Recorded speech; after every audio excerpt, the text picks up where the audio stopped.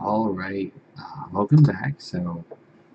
In this video, I've got just a short and sweet game for you that I played against um, a member of a club that I used to go to, chess club, and my opponent was not a bad player, but I feel like he lacked in a bit of positional understanding, which resulted in kind of an explosion at the end. So let's take a look at this game. Again, this is a short and sweet game uh, featuring a very cool ending. So, okay, we have uh, okay, bishop f4. That's the London system.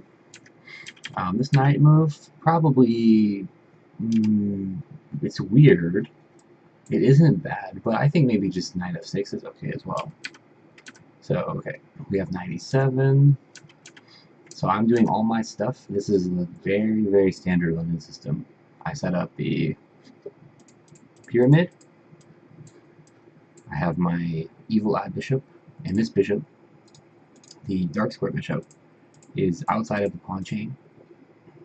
If it were here, that would not be good, but instead it got out, so it's happy. Also notice, these bishops are really active.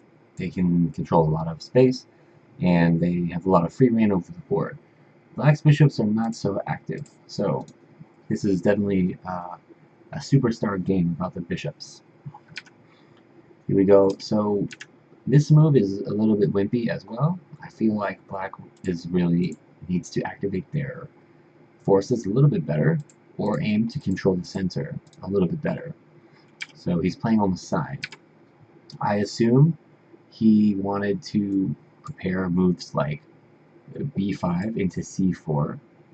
That's my assumption.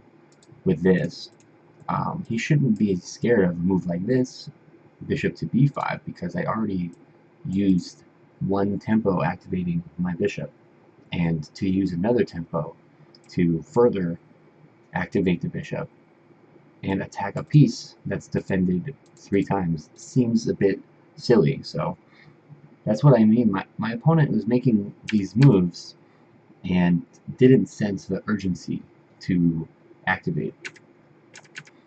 Okay, here's the b5, but I'm not too worried about it. The strength of this pyramid is that whenever this bishop is attacked, I can just simply retreat whichever direction I want. Knight f3, he attacks my bishop, so tiny pop quiz for you guys. So what would you do here as white? Where do you want to put this bishop? So if you want to move forward, I think that's a mistake. Bishop here and d5 is kind of a cold shower on the bishop, and every other square is protected. So you can move here, or here, or here, or here. If you move to the back row, that's probably a mistake because you want to castle and connect your rooks. If you move to e2, you're biting at this rock, and you can't do anything. So bishop c2, of course. Again, a pawn move on the side. I assume he wants to do the same thing over here. My opponent likes to harass minor pieces with pawns in the middle game. This can be dangerous. So, for example, the pawn can advance to attack the bishop, and then advance again to attack the knight. And this can cause some discoordination between white's pieces. But you'll see what happened. Again, these pieces need to activate. Black needs to be playing moves like d5, activate the bishops, get these pieces into the game before something terrible happens in the center. I might be able to play in the center soon. So, okay. Okay, so here, I'll play bishop d6. So this is just a club game. This move didn't seem particularly good to me at the time, but I had a little idea here. So this kind of pins his knight in a sense that if he moves the knight, for example, I can take the bishop off, and he will have lost his right to castle.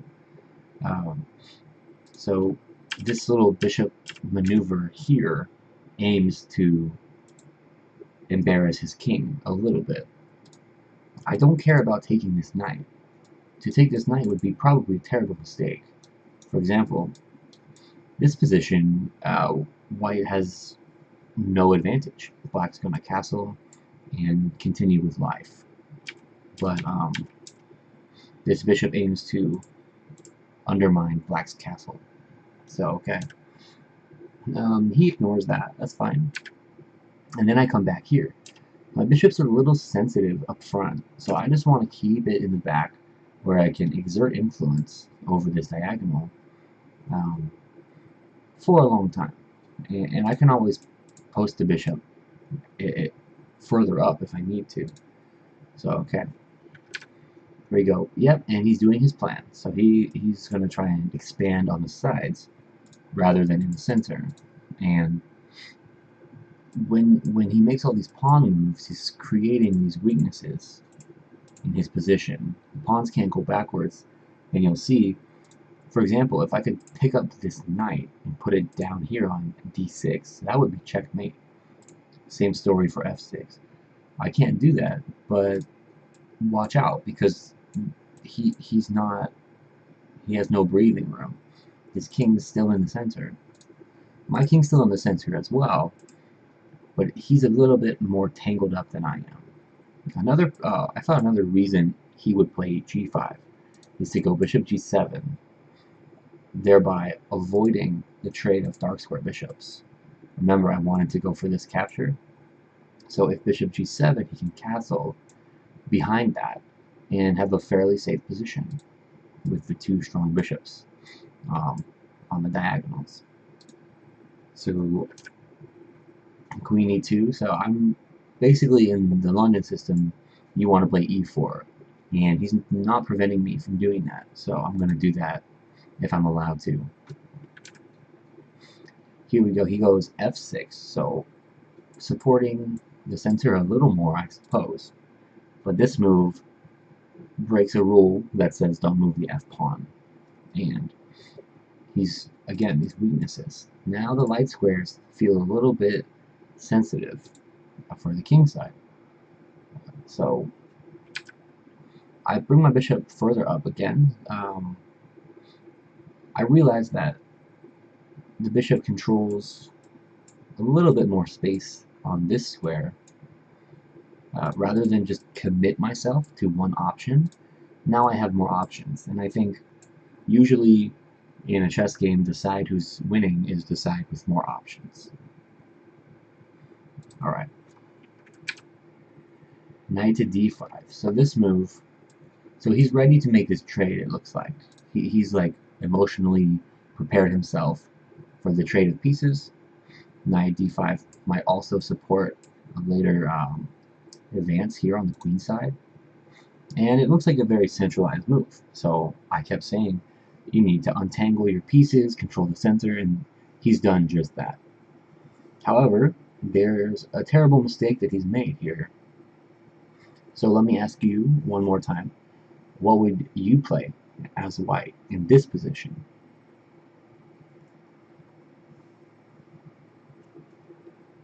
Alright, bishop to g6 checkmate. Wow. So here we have a very special type of checkmate.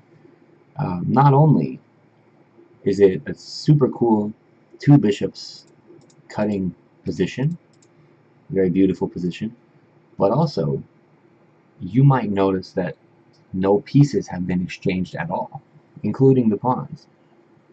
So I don't know, I've never seen another game quite like this, in the sense that no pieces have been exchanged. I just couldn't believe my eyes. When I played this move, my opponent kind of reeled back in his chair a little bit. You know, you would think the king could do something, or some piece could block, but no, these holes in his position are simply irreparable. There's no way to avoid this danger from the bishop here, and that's just, I just love the power of the two bishops. They can cover so much space. You won't see a knight checkmate like this, because unless the situation is ideal, the knight has a very limited amount of influence, whereas the bishop, again, controls so much open space in his position. Alright, so that's the game. Let's look at it one more time. We had a regular London system. Kind of a weird knight here. The knight should probably be on f6 for d5, but okay, no problem.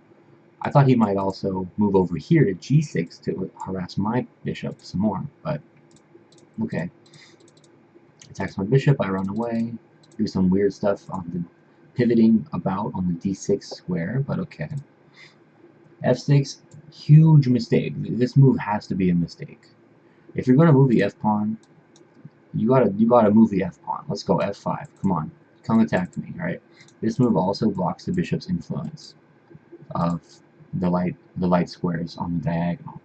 f6 is just wimpy and creates weaknesses without gaining anything in return. Okay, some more pivoting about. I don't really need to hurry up with this e4 move. I could castle either way, and you know, normal stuff. And then the most simple looking move leaves behind the most serious weaknesses. And there you go, the two bishops checkmate. So I'm trying to think of a cool name for this checkmate, the kind of checkmate where no pieces have been exchanged. No kill checkmate or something like that. So let me know what you think will be a good name. I thought this position was kind of funny, actually, and it was hard not to laugh when this happened in real life, but I was, you know, trying to be respectful to my opponent. But okay, that's it for now, so thanks for watching, and I'll see you soon with something a bit more informative. Thanks.